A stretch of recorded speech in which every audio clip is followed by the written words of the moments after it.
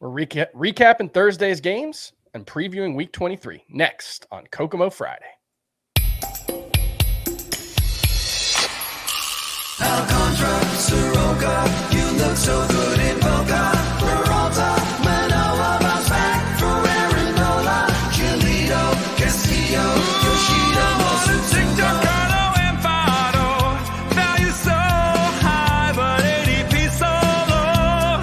Frank loves him some kind of Joe. Now let's get on with the show. Hello and welcome to Fantasy Baseball Today. It is August 23rd. I'm Chris Towers here with Scott White. Frank Stampfl not here today, but we're going to hold it down. Get you ready for Week 23 with a look at the schedule, look at some of the sleeper hitters and pitchers, and we're going to recap Thursday's action around MLB, talk some rankings, risers, and fallers from our updates earlier this week. But first, it's time to discuss some of the prospects who are catching our eye from a fantasy perspective, thanks to our sponsors at Hyundai, where they're thinking about every step of your journey out on the road. And today, we are talking about Dylan Crews, the top prospect for the Nationals. I don't know if James Wood has exhausted his prospect eligibility yet, but will shortly.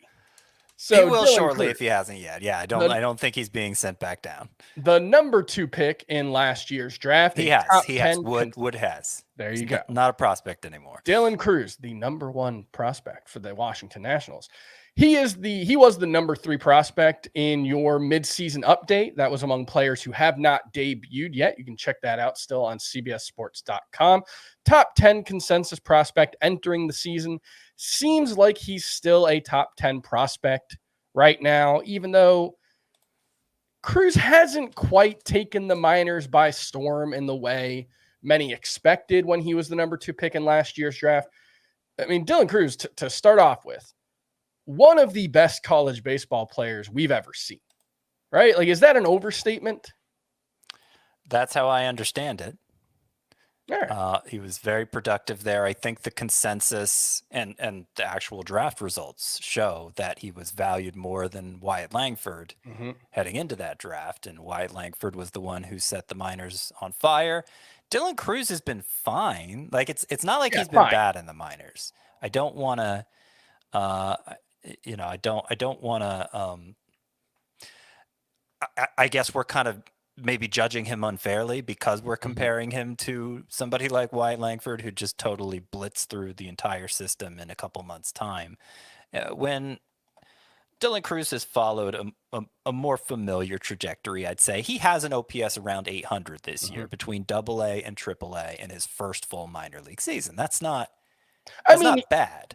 He might make the majors within 15 months of being drafted.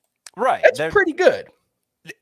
Everything I read from folks on the Nationals beat, they sound pretty confident that he'll be up in September, late enough that he won't lose his rookie eligibility for next year. I think we're pretty much to the point now where if a guy has no major league experience, he's called up right now. He's probably not losing his rookie eligibility. That's 45 days. 45 days on the active roster, or at bats, he could exceed 130 at bats, lose rookie eligibility that way. But it would be hard to get enough at bats during that time. So that's kind of like off the table now for those who've never debuted, like Dylan Crews.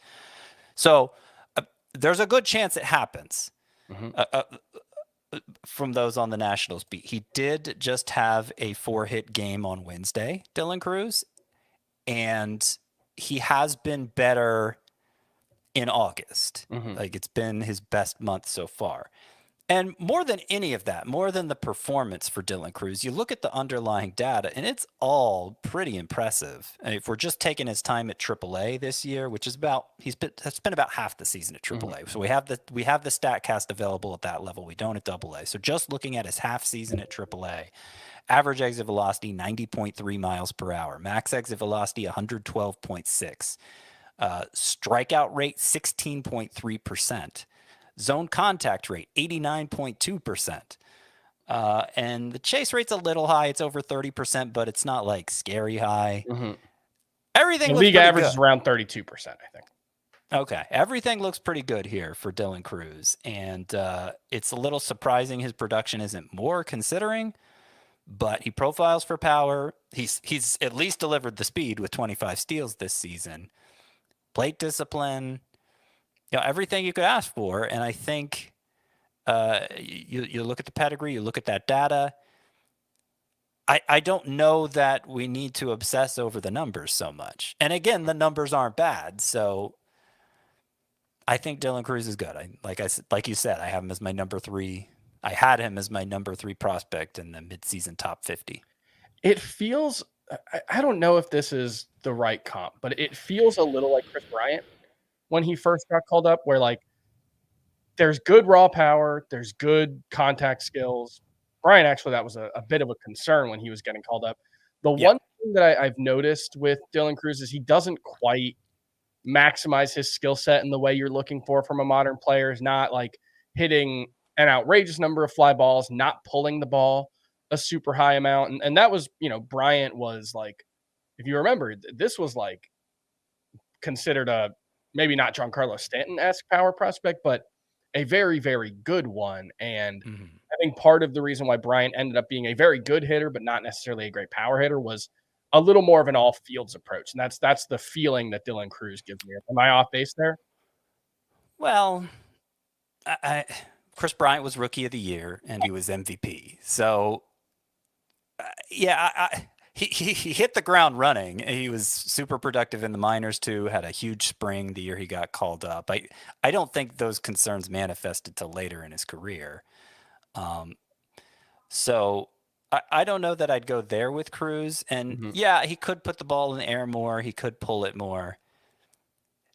Look at James Wood. I mean, you can still be Dylan Cruz is much better at those things than James Wood was when he got called up. So other than the fact he only has an 800 OPS, only in quotes, I don't see anything that concerning in the Dylan Cruz profile. I think he's pretty solid all around. All right. Thanks again to Hyundai for sponsoring this segment and the show, and learn more at HyundaiUSA.com. And now let's talk, oh my goodness gracious, players from Thursday. And I will start, Scott, with a dumb question that I just thought of.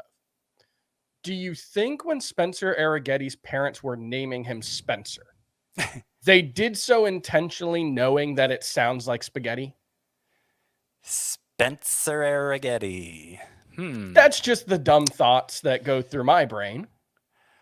I got to tell you, Spencer's too common of a name right now. Well, we've got a couple of Spencers to talk about. Too many Spencers, too many Jacksons, too many Gavins. What kind of baby name books were these people reading? But let's talk about Spencer Arrighetti, who, of course, dominated the Orioles today after dominating, I believe, the Red Sox 2 starts ago, and then kind of falling on his face against the White Sox when everybody was so excited to stream him last week. He gave up 4 earned runs in 5 2/3 innings, but this time shuts the Orioles out over 6 innings, 6 strikeouts, 1 walk. That's always the key with Spencer Arrighetti. 3 hits. He has a 2.55 ERA, a .93 whip, 36 strikeouts, 6 walks in 4 August starts. 2 of them were double-digit strikeout efforts. Does Spencer Arrighetti just need to be rostered in all formats right now? I mean, there was the one misstep against the White Sox. And it's unfortunate it was against the White Sox because I'm sure a lot of us who picked up Spencer Arrighetti with great gusto after the back-to-back double-digit strikeout efforts automatically started him against the White Sox. You remember I started him over Aaron Nola. And then he was bad against the White. How are you bad against the White Sox? Oh, look, he has the Orioles next time. Better not start him. And then he bounces back. So that's a little frustrating, but I think it does serve as as reassurance that he's legit. He's the real deal. I don't know exactly what went wrong in that White Sox start. He threw his cutter a lot more, and it's like with many pitchers, it's not a very good pitch. There's too many cutters, too many Spencers, too many cutters. And I don't mean like Cutter Crawford. I mean there's only one cutter, right, as far as I know. But no, I think he's I'm not going to go as far as to call him must start, but he's Must closer to that end of the spectrum than being a streamer. Yeah, I mean, we talked on yesterday's podcast a lot about how few truly exciting pitchers have come around on the waiver wire over the past month or so. And some of the ones who have flamed out, like Hayden Birdsong. But Spencer Arrighetti has put together now 3 very good starts in his last 4. Even early on, he was showing upside. I think in his first 10 starts, 2 of them were 10 strikeout efforts. There's been upside all along. Now he seems to be finding the consistency that you're looking for. So that's been a great thing to see. He wasn't that highly regarded of a prospect. Yeah, no, he wasn't. In fact, there were a lot of naysayers when he first got called up. He did have a good strikeout rate in the minors, but control seemed like a major issue. And I think it's instructive with pitchers especially because great pitchers arrive from all different classes of prospect. You know, the correlation between your prospect standing and your greatness in the majors is not that strong. And think of like Jacob deGrom. Yeah, that's kind of the classic example. Even Spencer Strider. There's Sure. so many examples. And so if there's just one warts there, like in the case of Arrighetti, one glaring wart, maybe keep an open mind, because if you fix that, if you remove that wart, there could be a lot to like. Yeah, I mean there's no such thing as a pitching prospect. Tin Stap. That's the a famous prospect and fantasy saying, and most people I think read it as you can't project any good pitching prospect to become good because injuries and attrition and all the things that can go wrong. It works both ways though. Is that because guys come out of nowhere? You know, Jared Seidler of Baseball Prospectus had a very good point on Twitter the other day where he said Jackson Jobe is the only current pitching prospect he would project as an ace in the minors. And you can quibble maybe Andrew Painter, whoever else you want. I do think that's funny, not to interrupt your point, but I read a lot of prospect write-ups and they'll rave about how good the pitcher is. And then they'll end it by saying he could be a number 3 starter in the majors. And it's but that's the range of that's the thing with pitchers. But there are probably 5 pitchers, 10 pitchers currently in the minors who will become aces at the major league level. Sure. It's just you can't necessarily project them. And we'll talk a little more about Mark Leiter shortly because it sounds like he's going to rejoin the Rangers rotation. But that's another example of a guy that minor league numbers aren't great, but I think he's still kind of worth getting excited about. We'll talk a little bit more about him in a couple minutes because I want to move on to the other my Spencer of the night. 6 2/3 inning from Spencer Schwellenbach, 2 earned runs, 9 strikeouts, and a walk. Before we break down what he did, which was very good, is he a top 25 pitcher for next season? I know we did this with Garrett Crochet the other day, and we had the caveats that we don't know who, you don't want to list 25 pitchers, but Spencer Schwellenbach is starting to look like that guy. We actually did go through all the names we'd rank ahead of 12. Crochet. I don't want to do 25. Right. So somebody actually asked me this with Schwellenbach doing so well against the Phillies, of all teams. I was willing, going top of mind, I was willing to say I'll have Schwellenbach as a top 36 pitcher next year. When I line up the names, could it be closer to 25? It could be, because I am really enthusiastic about him. And we'll get into why here. So he had the 9 strikeouts against the Phillies. He had 20 swinging strikes. And this was the swinging strikes have been in great abundance for Schwellenbach this whole time. So I've fixated mostly when we've talked about Schwellenbach in the past. I fixated on the George Kirby-like strike percentage. He is elite in terms of throwing strikes. I fixated on the 6-pitch arsenal for a guy who doesn't have a lot of pitching experience, and how he mixes up the pitches from start to start. A lot of variety there. But I haven't so much fixated on the dominance. It keeps getting better and better in terms of missing bats. So his swinging strike rate on the year now, just talking about his time in the majors, Spencer Schwellenbach's swinging strike rate is 14.8% after this start. Only 2 qualifying pitchers have a higher swinging strike rate than that. Yeah. Garrett Crochet and Cole Reagans. Yeah, he's better than Tarek Skubal, Chris Sale, basically everyone. Yeah. Now, if you, because I say it keeps getting better, last 5 starts for Spencer Schwellenbach, it's an 18.1% swinging strike rate. Only one qualifier had higher than that last year, and it was the super big outlier, Spencer Strider, another Spencer. So, yeah, Schwellenbach has been like as dominant as a pitcher can be, in addition to having that outlier control. And so, I don't know, maybe we should rank him top 10 the more I talk about it. Obviously, he's not super proven and vetted and all of that. And the big caveat wasn't a huge prospect himself coming up. He's a 2-way player in college and didn't start a lot, I don't think. I think he was a lot in relief. He threw 65 innings in his first professional season last year. He's up to 127 and a third now. So he's 62 innings more. That's a big increase from year to year. And yet I've heard no talk of the Braves shutting him down. They took Grant Holmes out of the rotation as well as he was pitching. And they've said they just plan to start everyone on regular rest going forward, which is good news for Chris Sale. It's good news for Reynaldo Lopez. Is it good news for Schwellenbach in the long run? It's getting a little scary with that innings increase. And, I do wonder if the thinking is changing with that, if the increase, because for many years now, teams have been careful about increasing pitchers' innings too much from one year to the next. And many of them get hurt anyway. So, you're just robbing yourself of the bullets while you have them. And the raw innings total, 127 and 2/3, isn't it's not high in a general sense. It's not like he's putting on 220 innings or something like that. So maybe it'll be fine. But that's one reason I think I'd be a little cautious with my ranking about Schwellenbach next year. Doesn't mean, again, I definitely top 36, but maybe not going all out to rank him for his ultimate upside. All right, we are going to take a quick break. When we get back, more from Fantasy Baseball Today. College football is back. SMU at Nevada on CBS Sports Network.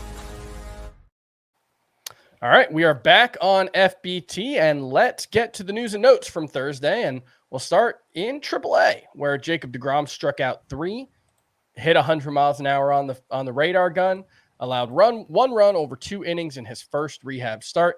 He's expected to make 3 more rehab outings, probably going to be back. If you look at the rotation, September 10th through the 12th is the range. And Scott, I know, who was it that you said you'd rather have deGrom than yesterday?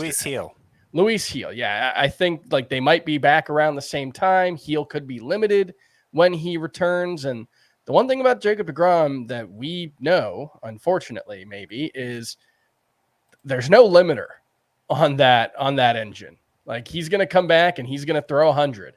And he's going to probably be the best pitcher in baseball if he's already throwing 100 in his first innings back. Do you expect him to make an impact in September? I think he could. And yeah, I want to make sure what I'm saying when I say I'd rather stash Jacob deGrom than Luis Heel. Part of that is we don't really have any kind of timeline for Heel. For deGrom, we do. And B, I didn't have that much confidence in starting Heel, even with the way he was going with the walk. Robo Scott's back. The way he was going with walks is where Scott left off. And Luis Heel, it's been an up and down season for him. Obviously, he's been very good for the most part, but deGrom, every time he's been on the mound over the past 7 years, he's basically been the best pitcher in baseball, right? Yeah, he has for however long he's lasted. And the there's at least I think there's more hope of him being an impact pitcher down the stretch than somebody like Heel, and certainly more than anyone else you'd find on the waiver wire right now, unless there happens to be a Spencer Arrighetti out there. I am not expecting Max Scherzer to be an impact arm, but there's a chance. But like, he was expected to make another rehab start on Friday. He's been scratched. Doesn't sound like there's been a setback. They just want to give him some extra time. That's kind of been the thing with Max Scherzer, though, is he just has not recovered from his starts for the most part this season. So that's concerning. Really good news here, and this is surprising. Yankees manager Aaron Boone told reporters Jazz Chisholm is real close to a return after he hit on the field without an issue on Wednesday. And then they option Oswald Peraza back to AAA on Thursday. And it sounds like Chisholm could be back from the IL Friday, which was unexpected. That's pretty is that the minimum? If it's not the minimum, it's very close to it. And that, I don't know. I'm a little worried about how that's going to go, but get him in your lineup this weekend if you're in one of those leagues where you can change on Friday. Yeah, I think if you can change your lineup, if it's daily lineup league, Jazz Chisholm, it's unfortunate that he bats opposite what he throws, because this is his non-throwing arm that he has the elbow injury in, but it's his more important arm as a hitter. So we've seen like Shohei Ohtani play through a messed up UCL and it not impact his hitting at all. And you know what? Now that I think about it, he throws opposite what he... Yeah. But it was his throwing arm in that case, so it was his less dominant arm for hitting. So yeah, it is a different situation here for Chisholm. And we'll see how it goes, but obviously he was looking great before the injury. Alex Bregman's ability to play third base the rest of the way remains up in the air, which could keep Shea Whitcomb fantasy relevant. Bregman could see time at first base as soon as this weekend. So that's something to keep an eye on. He's played 2 games at DH. It's forced Yordan Alvarez to play left field, which probably is less than ideal for the Astros. So, yeah, they probably want Bregman to be able to play the field if he can. Fernando Tatis was able to sprint on the field Thursday as he continues to recover from his stress fracture in his fibula. Still expected back sometime in September, but the fact that he's sprinting makes me think maybe it'll be early September. Maybe it'll be a week from now, hopefully. That's optimistic, but we'll see. Bo Bichette has also been able to run without limitations in recent days and could be out on a rehab assignment in the coming days. I hope we see something from him in September. You know, it's been such a bad season, but I can't say I'm hopeful. I'm hoping. He's going to be really interesting to rank next year, especially if we don't see anything from him in September, because shortstop's a pretty crowded position. I suppose we're going to be losing the 2 Jacksons who qualify there. Yep. Merrill and Holiday. They're just going to be outfield and second base respectively. So that'll make it a little less cluttered, but it's still pretty cluttered. Has any team ever had a worse trade deadline than the Orioles? Like, among teams that, well, I think they had the best record in baseball at the trade deadline. Then Zach Eflin, who they traded for, gets hurt. Sir Anthony Dominguez has blown 3 saves since getting there. And now they optioned Trevor Rogers back to AAA on Thursday. He had a 7.11 ERA in his first 4 starts with the team. Maybe there's something there that they can work on in the offseason and get him back to throwing 94, 95. But until we see that, I have no interest in Trevor Rogers. And this does seem to lock Cole Irvin and Cade Povich into the rotation for the time being. I know Povich has not been particularly good at the majors, but interesting-ish prospect to keep an eye on, because you just have to be decent to matter for fantasy if you're on the Orioles. Andrew Abbott will not start for the Reds on Friday. Buck Farmer is replacing him. As of Thursday evening, I have not seen any details as to why the Dodgers designated Jason Hayward for assignment to open up a roster for Chris Taylor's return from the IL, which does seem to suggest that we'll see Andy Pages and maybe James Outman back when rosters expand in September. You know what? I added a new name to the 5 on the Verge in my latest prospect report, the top 5 prospects to stash in redraft leagues. That's what the 5 on the Verge is. And it was Dalton Rushing, who is a catcher, but since moving up to AAA has played mostly left field. Okay. And it would take some shifting around. They'd move Mookie Betts back to shortstop, move Tommy Edman to center field, move Teoscar Hernandez to right field, but they could get rushing in left field that way. Left-handed hitter, good power, a swing that's geared for home runs, walks at a high rate. Interesting offensive player. He'd probably platoon if he came up, so I don't know that he'd be hugely impactful in fantasy right away, but it wouldn't surprise me if they did seeing this news with Hayward, because Hayward's their left-handed hitting outfielder. So now that role is open again. You like how I said outfielder? I was wondering if that was a Robo Scott moment or not. No, it wasn't. Unless you're saying I'm a robot, which is you wouldn't be the first to accuse me of such. All right, so I think we can drop Matt Waldron.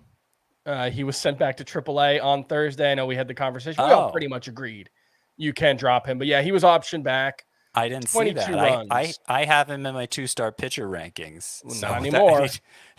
Which is a relief because he was scheduled to go against the Cardinals and the Rays. And it's like, That's pretty good, yeah.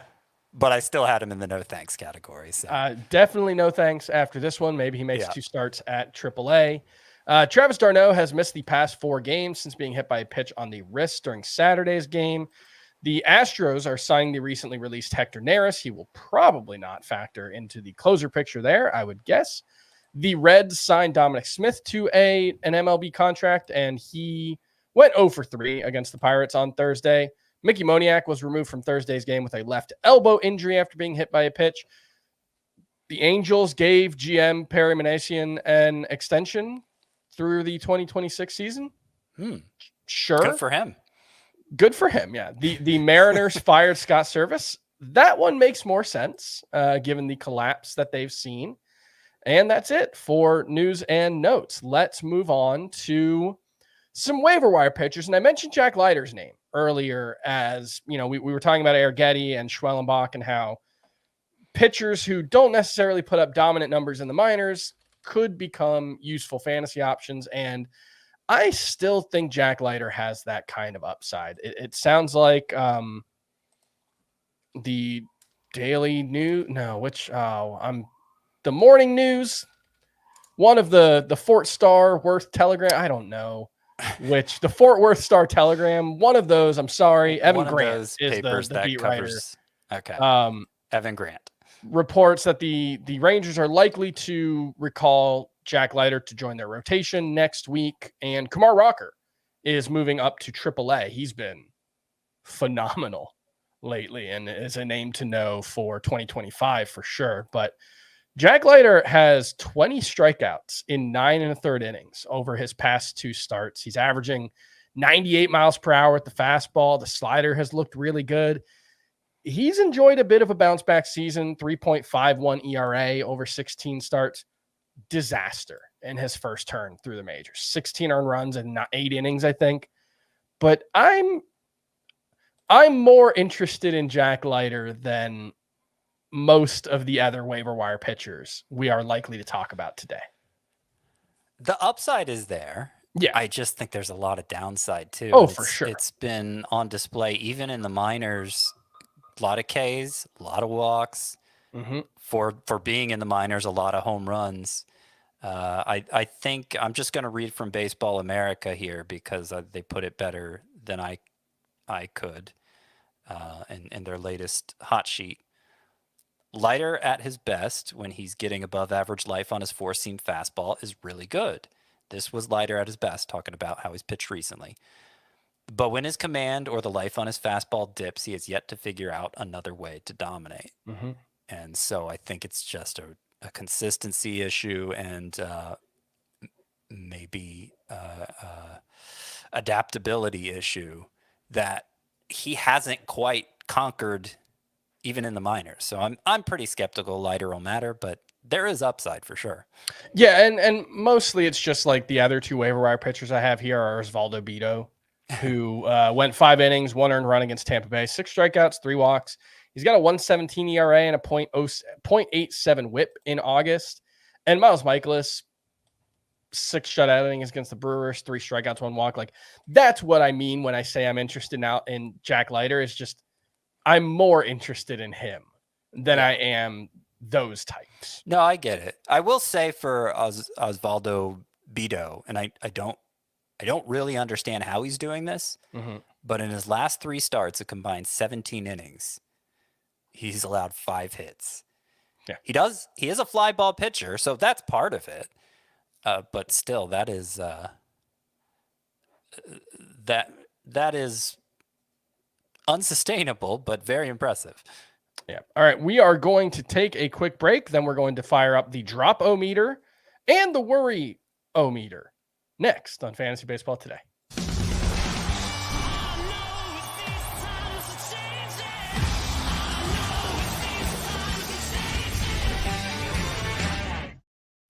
Welcome back to FBT.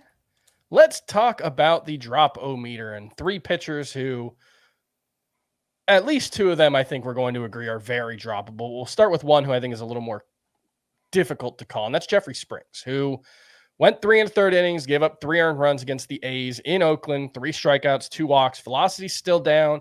Changeup got just 3 whiffs on 13 swings in this one. It had been much better the previous couple of starts. I think it was 8 and 10 whiffs in the previous 2. Is it just not going to happen for Jeffrey Springs? Oh, I wouldn't say that. The last 2 starts were good. What happened in this start is that, and he said it himself, he wasn't in the zone enough. He wasn't getting ahead in the count. And he did. It's true. He threw only 57% of his pitches for strikes, which is terrible and out of character and all of that.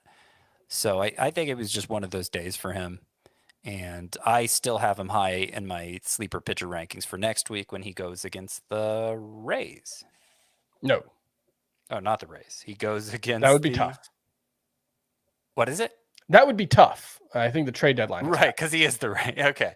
It's Mariners, even better than the Rays. Mariners. Well, they're both really good matches, but he's going against the Mariners. I did neglect to mention, we'll go back one segment, Jack Leiter, son of Al. Son of Al. Just, that's our little running bit on the show. True. I know He Frank's is here, but I the want to son keep of it. Al. I always get confused because he is, but Mark Leiter is not, right? They're Mark Leiter's the son of Mark. Yeah, Mark Leiter Jr. And I believe they're brothers, Mark and Al? That sounds right. Yes. Sure. So Mark Leiter Jr., who's pitching right now, would be the cousin of Jack Leiter. Of Jack. And the nephew of Al Leiter. Nephew of Al. I love that. Yeah. All right. So where on the Dropometer for Springs? He's around 80% rostered. For Springs is I guess it's basically 0 if he's one of my favorite sleeper pitchers for next year. And I think he's still good. I think it was just one of those days. All right. Nick Lodolo had kind of an interesting outing because only 5 base runners allowed, 5 runs scored in 4 2/3 innings. That's not great. 9 strikeouts, generated 17 whiffs, and had the curveball working for him. That's been the thing we've been looking for. Nick Lodolo has been pretty bad for most of the season since coming back from that leg injury, I believe, or groin injury in May. What's your Dropometer on Nick Lodolo? What did I say it was last time? Because I doubt it's changed. Yeah, probably pretty high. I think he's had like an ERA over 5 since May. Yeah, I probably said 8. And I saw Pitching Ninja tweet out he got his 8th, 9th strikeout, whatever it happened to be at that time, and I thought, oh no, because I know we just ragged on Nick Lodolo real hard after the last start. But then it wasn't that great of a start, it turns out. And the curveball movement wasn't back, which is what's been missing for so long. So I wouldn't say I'm particularly encouraged by this start, even though he got a lot of whiffs and strikeouts. 8 then? Yeah, 8 on the Dropometer. We're at a 10 with Gavin Williams, right? He gave up 3 earned runs in 4 1/3, walked 4, struck out 5, 9 whiffs on his 4-seamer, 4 with the cutter, just 1 with his other pitches. The slider's still not there. The curveball actually hasn't been that great this year either. Good strikeout numbers, but a 7.36 ERA in August. I'm at a 10 on Gavin Williams. I'll go 9 just for those deeper leagues and considering what alternatives are out there. I haven't seen a lot to be encouraged by, but there is still the theoretical pedigree. Upside, yeah. Yeah. All right, let's fire up we'll switch tacks, fire up the worryometer for Corbin Burns, who gave up 5 earned runs in 5 2/3 innings, 8 hits, 2 walks, only 2 strikeouts. And all of a sudden, his impending free agency looks fascinating because he was certain to be asking for a $200 million contract.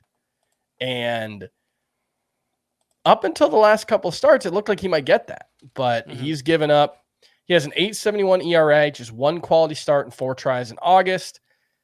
The cutter has been a much diminished version of itself. He had 1 whiff on 24 swings, I think, in this one, if I'm remembering correctly. It's been much less effective. For how long? All season, really. Like, you remember the cutter was like a 29% whiff rate a couple of years ago. It's been but this started last year. The big his swinging strike rate, if we're going to use that metric, is actually up a little this year from last year. Interesting. The big drop was last year. But the cutter specifically, I think, has gone from about 24% last year to 18% this year. So it's continued to decline, and that's his most used pitch. So I'm probably not benching Corbin Burns, but where are you at on the worryometer? Yeah, I'm a little concerned. Maybe as high as 4. He's still a top 10 pitcher for me rest of season. I wouldn't think about benching him either, but part of the reason I'm concerned by what's mainly a bad 2-start stretch, I guess you could extend it to 4. So not very long, and normally for a pitcher with Burns' track record, that wouldn't concern me much at all. But I harbored pre-existing concerns because of the drop in strikeouts last year, and I was very reluctant to pay the cost of him this year. I think I did in 1 league. I was talked into it. I was sharing a team, but that's it. And for a while, it seemed fine, and my concerns seemed overblown. And I was happy to go along with it while Corbin Burns was pitching like an ace, but those concerns are being renewed here late this season. So we'll obviously there's no action to take with him right now. So we're just going to be watching him closely rest of season, I think. All right, Garrett Cole. Shutout, 6 innings of shutout ball, 1 hit allowed, but 5 walks, 2 strikeouts, only 6 whiffs in this one. Just still doesn't look like himself consistently enough. There have been flashes, but he didn't have the command in this one. And the thing about Garrett Cole was, by the various command metrics, which I think are not perfect, but he hasn't rated out as like a great command pitcher. It's just the stuff overwhelmed that. And I do have this concern here right now that it's just, if the stuff's not as good, it makes the command look even worse. And I don't know, I'm probably still starting him more often than not the rest of the way, but it's pretty bad right now, or pretty disappointing, I guess. Where are you at on Garrett Cole? It seems like it's 2 steps forward, 1 step back. And hey, that's a step forward. It does. Well, it's 2 steps forward. Yeah, it's a step forward. Yeah, it's incremental progress. That is what that expression means. I don't know what to take away from this start specifically, since the walks are so out of character, and he had thrown 66% of his pitches for strikes prior to this, only 58% in this one. So it does seem like that is just an oddball thing that happened here. But we've only seen 1 start, and it was 2 starts ago at this point. 1 start where Garrett Cole's slider has been up to standard. And so the bigger question is, what is he even working with here? I think he'll probably be good enough to start rest of season, but I don't know exactly how good he'll be. No, that's fair. I'm right there with you. Here's a new segment. Here's how bad the Rockies are. Patrick Corbin, famously the worst pitcher in baseball. 6 innings, 1 earned run, 8 strikeouts against the Rockies. That is a rough look for that lineup of guys. Let's move on to some waiver. Kind of puts that Mitchell Parker start into perspective, doesn't it? Because I was tempted to have him as a sleeper pitcher next week. I shied away. And I think that's fair. Yeah. All right, let's move on to some waiver wire hitters. And Spencer Torkelson continues to do good things. 1 for 3 with a home run and 2 RBI on Thursday. I think he is 7 for 17 with 3 strikeouts and 4 extra base hits in 5 games since getting called back up. Spencer Torkelson, about 40% rostered. Does he just need to be rostered in all leagues with a corner infield spot at least? What is his roster rate up to? Last I saw, it was about 40%. Yeah, I hadn't given much thought to adding him, to be honest. It's still a pretty recent development, but he's looked good since coming back. Struck out only 3 times. Yeah, 43%. Okay. Struck out only 3 times in his 17 at bats, 412 with a home run, a triple, 2 doubles. It's a small sample, obviously, but Torkelson was a must-start player down the stretch last year and former number 1 overall pick. So it wouldn't be surprising at all if he just if he surged to the finish line here. If you need corner infield help, then I gotta imagine he's one of the more attractive options out there. You prefer him to Juan Yepez? I know you have not been a big believer in his. He hit his 3rd home run, or he had a 3-run home run. I think it's his 4th yesterday or Thursday. Has he slowed down in general? I haven't checked recently. Has he been playing less with Chaparro up? I don't think he's lost much playing time. I think he's just been a little more quiet. A little quieter. Not talking as much. Not. Yeah, his OPS is down to 553 in the month of August, even after the home run on Thursday. Yeah. He has not had a multi-hit game since August 7th. I'd rather have Torkelson. I mean, and for as good as well as Yepez started, his OPS is down in the 750 range as a first baseman. Yeah, I was never that enthusiastic about him. I think I prefer Torkelson. Which catcher would you rather have if these are the best 2 catchers available in your league? Alejandro Kirk of the Blue Jays, who went 2 for 4 with 2 doubles. He is hitting .274 with 8 extra base hits since the All-Star break. Or Jacob Stallings, who went 1 for 3 with a home run, 2 RBI on Thursday. He has 7 games at Coors Field next week.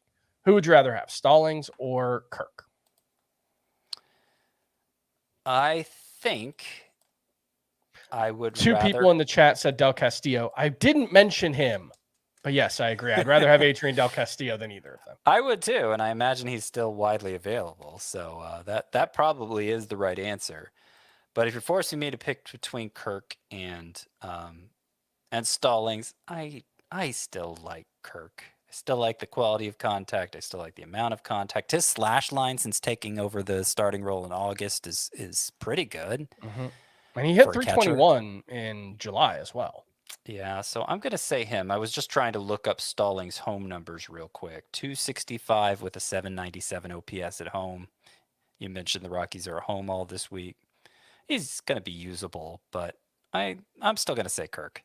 All right, let's talk some risers and fallers in the rankings real quick. And I will just mention to kick us off that I moved Tyler Fitzgerald way up. He's 110th overall in my Roto rankings, because I still do overall rankings, even though they don't show up on the site. I believe that's 15th at shortstop, was a few spots ahead of where you have him. And you and I have him in the same spot at second base, right? Yeah, he's 10th for both of us at second base. So I am 10th at second base, 19th at shortstop. That shows the disparity between those 2 positions. And honestly, I've got him behind Jackson Holiday, and I might be willing to make that move. Oh, yeah, you could defend that move. I have a lot more confidence in Holiday long-term than Fitzgerald, as we talked about. Every time we've talked about Fitzgerald, everyone's tired of hearing about it probably. But he's must start right now. Fitzgerald is clearly, and I don't know that I could say the same for Holiday. So, yeah, you could definitely defend that move. Some moves that I made mostly at starting pitcher this week, and I really tweaked the top of my starting pitcher rankings. So for the first time in months, Tarek Skubal is out of the top spot rest of season. It's not because I've lost any faith in Tarek Skubal. It's because the innings are escalating, and the Tigers have said they're going to manage his workload down the stretch. I think they said they might skip him here and there. So with that knowledge, there are a couple pitchers I'd prefer over Tarek Skubal rest of season. I now have Chris Sale as the number 1 starting pitcher rest of season because the Braves have said just the opposite after spacing out Sale's starts all season long. I mentioned this earlier in the show. They're now saying they plan to start everyone on regular rest to finish out the season. And if you just compare the stats side by side, Sale has been every bit as good as Skubal this year and is actually on a team that is competing for a playoff spot. So Sale's number 1 for me now. I also moved Skubal behind Zach Wheeler, who has been in that, hasn't really moved at all since the season started. He's just a constant at the top. I've also moved Paul Skeens down because of workload considerations. He's gone from 6th to 9th. I moved Tyler Glasnow down with him. Obviously, he's on the IL. Blake Snell continues to move up. He's number 4. So my top 4 starting pitchers rest of season: Chris Sale, Zach Wheeler, Tarek Skubal, Blake Snell. Corbin Burns has moved down a little. He's number 5. Mm-hmm. And I think I feel good about that. Let's see. Framber Valdez, with the way he's been going with that curveball. I moved him up to 18th, but big deal. You and Frank have him higher than that. Yeah, he's 14th for me. Yeah. And I've mentioned that, he could pitch his way into the top 12 by the end of the season for 2025 if he keeps his strikeouts up. Mm-hmm. I'm going to have to move Schwellenbach up more if the Braves aren't. I was careful not to move him much higher than I have him right now, 42nd. I have him 33rd. Well, yeah, I mean, if I didn't have concerns over the workload, he would deserve it to rank at least that high. And since it doesn't sound like the Braves are really considering that with Schwellenbach, I probably need to move him up at least 10 spots. And maybe I need him to move Reynaldo Lopez up with him. I mean, obviously he looked great in his return from the IL on Tuesday. All right, that's going to do it for Rankings, Rise, and Fallers. You can check out our full rankings, cbssports.com/fantasy/baseball. You can see all the rankings from Scott, Frank, and myself. And let's move on to a little week 23 preview, which we've got a pretty balanced schedule. I think like half the teams play 7 games, half the teams play 6 games. The Rockies are at home for all 7 of their games. So that's good news for, Brendan Rodgers. Probably, I don't know if he's in your sleeper hitters. I didn't check, but yes, he is. Yeah, that's a name that should be in the sleeper hitters column. Yeah. I tried to get as many Rockies as I could in my sleeper hitters, since not only are they at home for all 7 of their games, but they're facing a lot of crummy pitchers between the Marlins and Orioles rotations. And so, yeah, I tried to get as many in as I could. By the way, there is one team. It looks like you got 3 because there are not many good Rockies hitters out there. Well, yeah, I guess I could have tried to get Charlie Blackmon in there too. We'll talk about it in a minute. Charlie Blackmon gets a lot of time off, though. We've reached a stage in the season where where it feels like there are hardly any sleeper pitchers to choose from. Yeah, but there is an abundance of sleeper hitters, more than 100%. I can highlight in the article. So that's part of it. I wanted to mention real quick, there is one team playing 8 games this week, and that is the Royals. Okay, I wasn't sure. Yeah. They're facing some pretty tough pitchers, so they actually didn't crack my top 5 hitter matchups for this week. Okay, yeah, because I originally was looking at one list that had the Red Sox also playing 8 games, but I don't think that's happening. So I think it's just the Royals. It's a weird situation on Monday. The Red Sox and Blue Jays are making up a game. They're resuming a game from June that was delayed in the 2nd inning. So it's basically going to be a full game. They basically are playing a doubleheader Monday, but it's not going to count for CBS leagues. It will count for Roto, but it'll default to whatever lineup you had set for that June scoring period. And head-to-head, it's not going to count unless you, as a commissioner, want to count it retroactively, and then you can go through some hoops and do that. But most people probably aren't going to want to have a head-to-head matchup from weeks ago. Potentially. The very fun wrinkle there. Yeah. Is Danny Jansen has a chance to play for both sides in the same game. Right. Because he started at catcher for the Blue Jays in the 1st inning of that game. All right, let's talk some 2-start pitchers, start or sit. Sean Manaea, he's got the Diamondbacks, really tough matchup. the White Sox, literally the two opposite poles of the spectrum. Are you starting Shamanaya, who's been awesome lately? Yeah, I have him in the not quite in the must start tier, but in the next tier below that. What about Kyle Harrison, who I guess lost his 2-start status from week 22?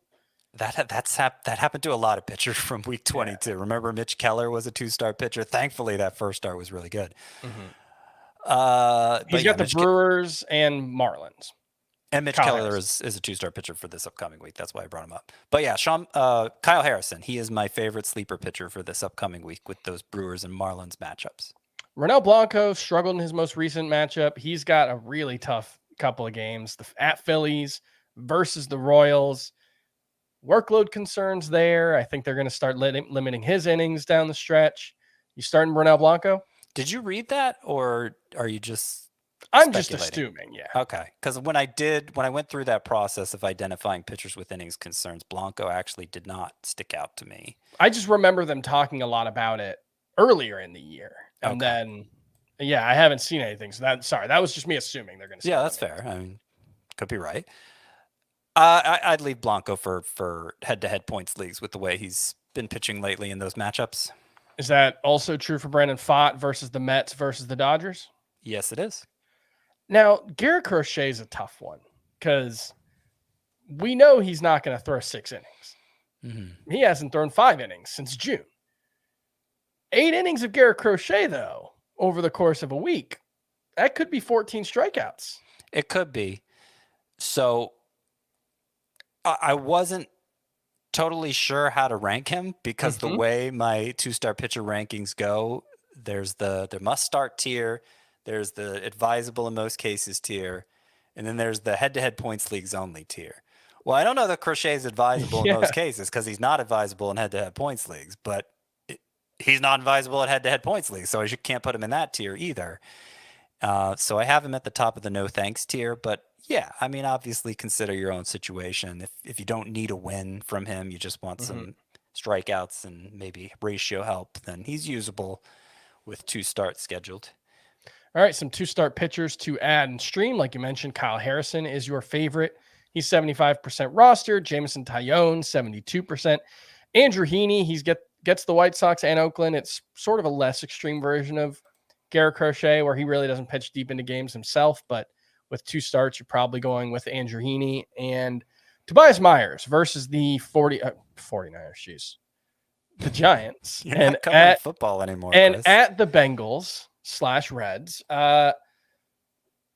Which of these single start streamers would you actually want to start? You got Jeffrey Springs versus Seattle, Cody Bradford versus Oakland, David Peterson at the White Sox, Martin Perez at the Rays, Brian Bayo versus the Blue Jays, and Jose Quintana at the White Sox. So probably just Springs is the only one I'd consider outside of a desperation situation going against Seattle. Bradford in a points league because he's RP eligible, I think is fine. Yeah, with that White Sox matchup. And he's pitched pretty well recently, mostly because of the ground balls.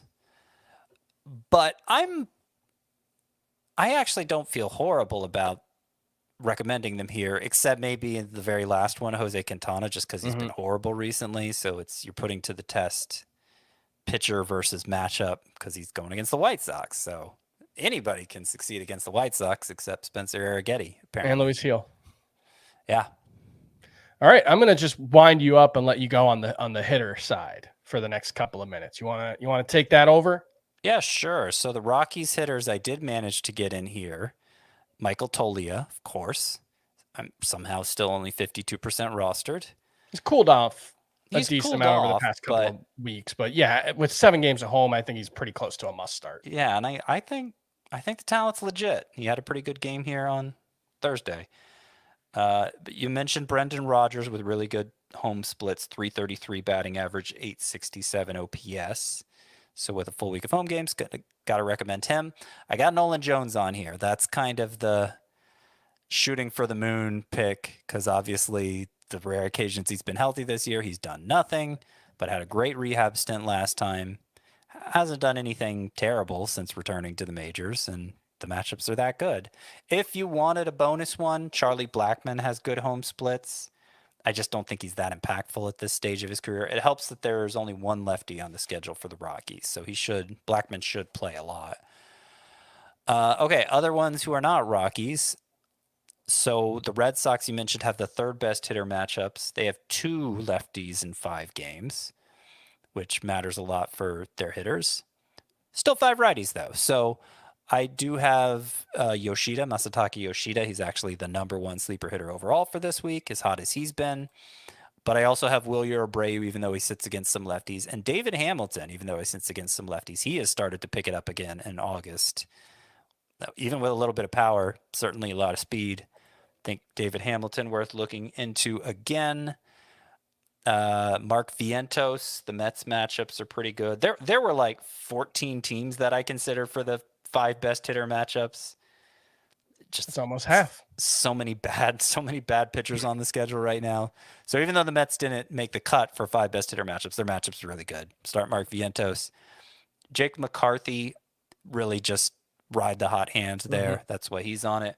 Tigers have good matchups this week, and only 0 lefties on the schedule in their 7 games. So I like Kerry Carpenter. Spencer Horwitz has had a huge week so far. He was on the sleeper hitters for this current week, and he's on it for next week as well, because the Blue Jays have 7 righties on the schedule and pretty decent matchups. So Spencer Horwitz I like. And that's every name, isn't it? I got through them all. All right, let's move on. A couple more bonuses here, since I did say there was too many to fit. Jonathan India is 80% rostered, which just barely misses the cut. He has really good numbers at home, and the Reds have 7 home games. So I wanted to highlight Jonathan India if you're on the fence with him. And I guess I could say the same for TJ Friedl, though I didn't jot him down. If you want deeper options here, Andrew Vaughn, with the White Sox having the second best matchups. They also have 5 lefties on the schedule, and he's batting like .290 against lefties, so Andrew Vaughn might do okay. Really, really deep option here, Connor Norby. The Marlins are playing 4 games in Coors Field, and they have 4 lefties on the schedule, and Connor Norby, a right-handed hitter, not surprisingly, did a lot more damage against lefties than righties in the minors. So it would be asking him, it would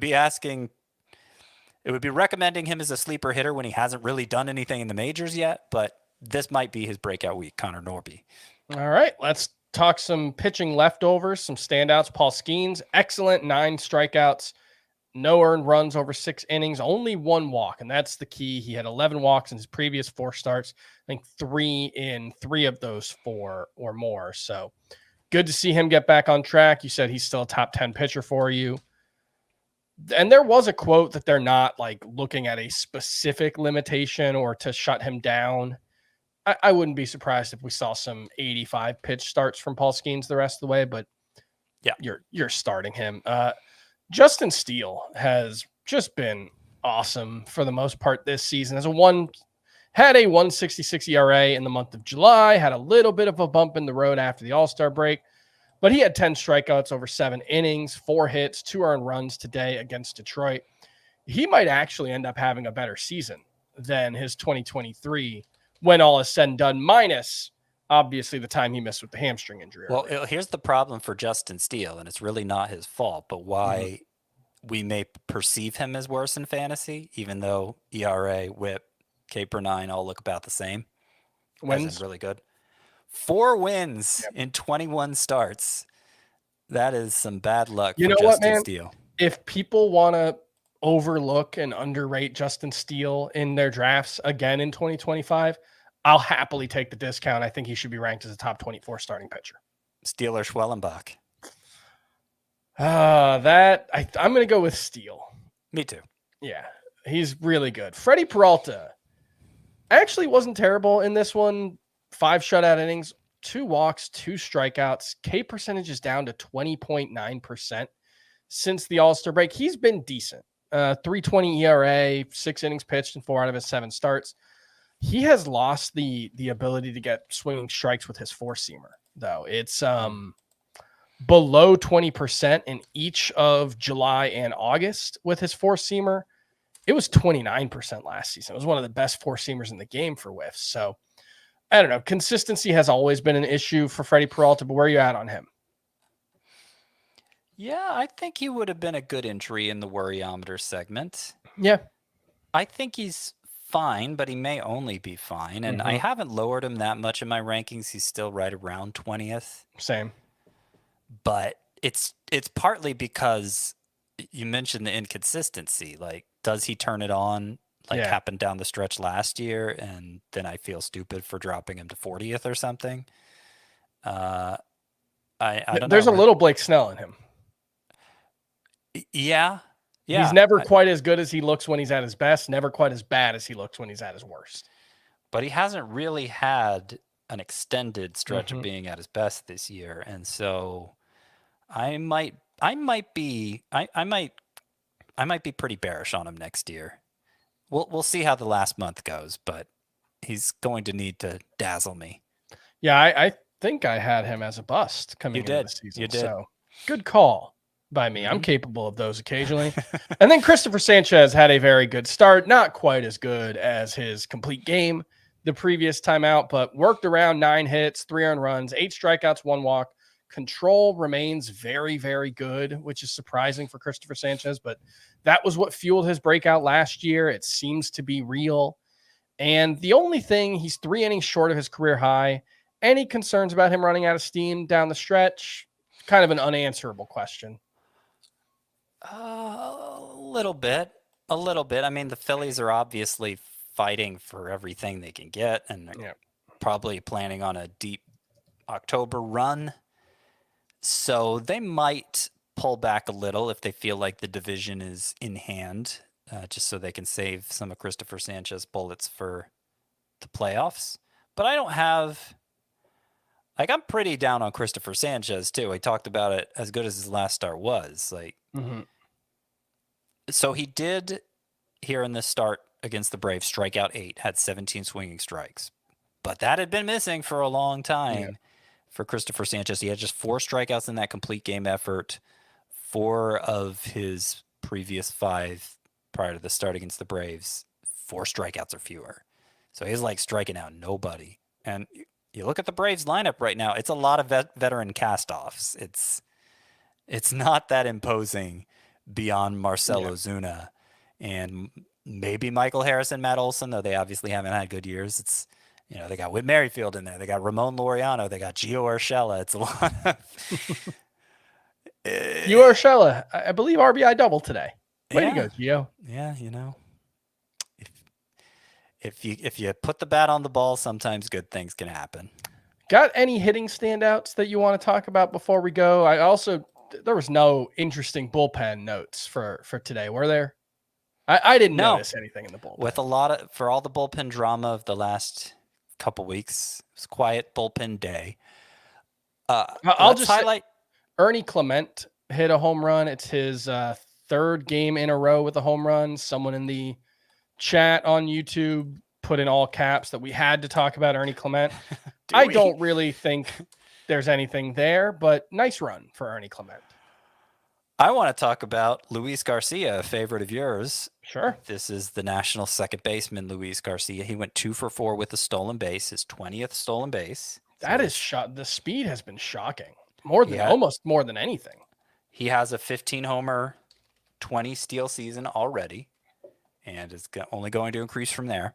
With this 2 for 4 performance, Luis Garcia in his last 38 games is batting .371, 8 home runs, 9 steals, OPS over 1,000.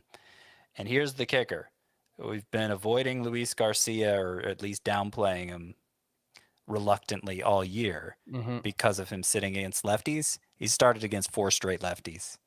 There you go. That's what we want to see. That's what we want to see. I mean, Luis Garcia, he might be a top 10 second baseman to close out the season. Obviously, he can't remain this hot, but you look at the StatCast page, expected batting average is .294. That's 93rd percentile. And not playing against lefties certainly helps that. But I've said it many times this season. The Nationals owe it to themselves to see if he can hold his own against lefties. And I'm glad they're doing that now. Yep. Okay, sorry. This is a different player's page. I was going to say, how does he have that many home runs against lefties? I want to actually see Luis Garcia's numbers against lefties. just to see. 253 batting average, 629 OPS. Obviously, it's not a lot of at-bats. Yeah, we'll see how it goes. But I always feel like in fantasy, you want the player playing as much as possible, even if the platoon splits bring down the batting average. I agree with that. Any other hitters that you want to talk about, or move on to our favorites to stream or not to stream for the weekend? Let's glance at my notes real quick. Let's go to stream or not to stream. I think Garcia was the big one. All right. On Friday, we talked about this on yesterday's podcast. Oh, I put the wrong matchup for Cade Povich. Cade Povich is going against, I wrote at Baltimore. The trade deadline's already passed, Chris. Yeah, I'm kind of interested in him, but he's got, at Houston for Cade Povich. Don't love that one. No. I could see Kyle Hendricks at Miami being good. I don't necessarily want to start him. I could see David Festa versus St. Louis. I like the matchup. I think he's pretty talented. Hayden Birdsong at Seattle. I mean, that feels like the ultimate boomer bust play. We've seen huge strikeout upside from him, but he's been a disaster basically since those consecutive double-digit starts. Seattle's really bad, though. So I could see Hayden Birdsong. He might actually be my favorite on Friday. So I mentioned Aaron Savale at Oakland. He's changed his pitch mix a little, more sinkers, more ground balls since joining the Brewers. He might give you a quality start, but looks like you've added a name here for Friday, Michael Wacha. He might be too rostered, though. He might be, but if he's not, going against the Phillies, I wouldn't let that scare me away. He's been so reliable. The Braves just wrapped up a series against the Phillies, and Reynaldo Lopez, Schwellenbach, and Max Fried, all three of them pitched well. So I wouldn't let that scare you away from Wacha. Moving on to Saturday, maybe Bowden Francis versus the Angels might be the only one. Maybe Albert Suarez at home against Houston. I will say Joe Boyle threw strikes in his last start. His stuff is really good. If he went on a run, it wouldn't shock me, but you need to see it first. I agree. Anybody else on? Nope. Bowden Francis is the only one. Saturday, Javier Assad at Miami. He has struggled to go deep, but he did, I think, almost get a quality start in his most recent outing. Zebby Matthews, we've had some hopes for him. His last start was versus a San Diego team that never strikes out. He got 0 strikeouts. But I could see that one being okay. Martin Perez against the Mets, I don't love, but I could see it being okay. Kyle Harrison at Seattle, I think, is my favorite. So that's the one. Did he get bumped? He's a 2-star pitcher next week. He's a 2-star pitcher next week. Might have gotten bumped. Let me double check, because sometimes in a matter of hours, it changes. But I'm looking at the Mariners. That's not. Yeah, helpful. No, Robbie Ray is pitching on Sunday. Okay, so forget. Kyle Harrison is not an option for Sunday because he's a 2-star pitcher next week. Like Cody Bradford at Cleveland. I mean, they've been cold. I guess, is he a 2? No, he's not a 2-star pitcher next week, so he'll make that start on Sunday at Cleveland. Yeah, Bradford's fine. Bradford's fine. Luis Ortiz versus the Reds is fine. DJ Hers against Atlanta is fine. I don't necessarily love any of them, though. Yeah. All right. That's going to do it for Fantasy Baseball today on Friday. We'll be back on Sunday to recap everything you need to know from the weekend. Frank will be back, and we will see you then.